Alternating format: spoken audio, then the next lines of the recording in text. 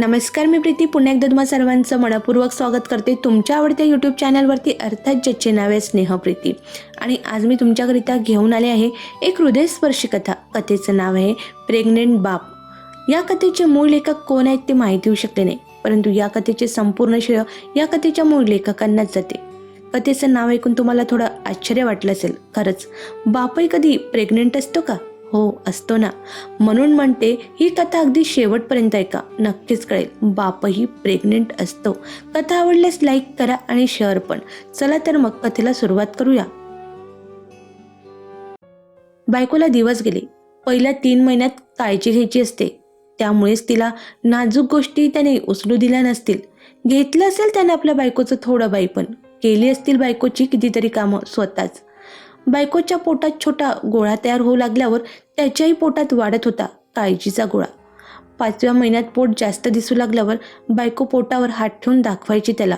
मग तो तिच्याकडे बघून हसायचा खूपदा. बायको कधीतरी विचारत असायची, काय वाटतं, आज कवी असेल की कवयित्री? त्यावेळी त्याला काही बोलताच आलं नाही, कारण त्यापेक्षा बाप होणं मोठं असेल त्याच्यासाठी. शेवटचे 2 महिने उरल्यावर खूप जपलं त्याने तिला.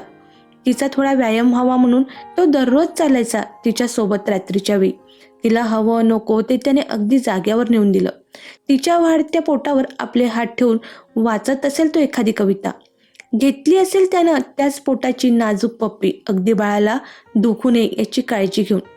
शेवटच्या महिन्यात बायको माहेरी गेली. दिवसाची उलटी गिनती सुरू झाली. त्या कमी दिवसात त्यानं कितीतरी स्वप्न रंगवली बाळाची.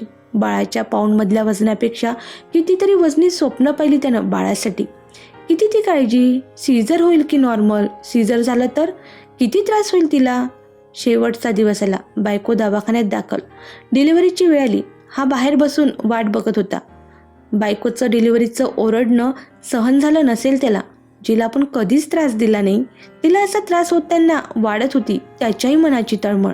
पण त्याने एकही अश्रू काढला नाही. इतक्यात दरवाजा उघडला.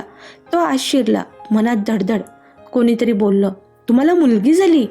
एका पोरीने बापाला जन्म दिला आणि इतके दिवस जमावून ठेवलेल्या डोळ्यातल्या आनंद अश्रूची डिलिव्हरी झाली. कोण म्हणतं बाप प्रेग्नेंट नसतो? मित्रांनो, तुम्हाला माझा आजचा व्हिडिओ कसा वाटला मला कमेंट करून नक्की कळवा.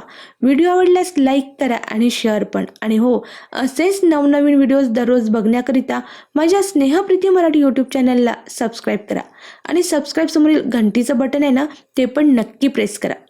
मित्रांनो, अगदी वेळात वेळ काढून तुम्ही माझा हा व्हिडिओ शेवटपर्यंत बघितल्याबद्दल तुम्हा सर्वांचे खूप खूप धन्यवाद. चला तर मग पुन्हा भेटूया पुढील व्हिडिओमध्ये.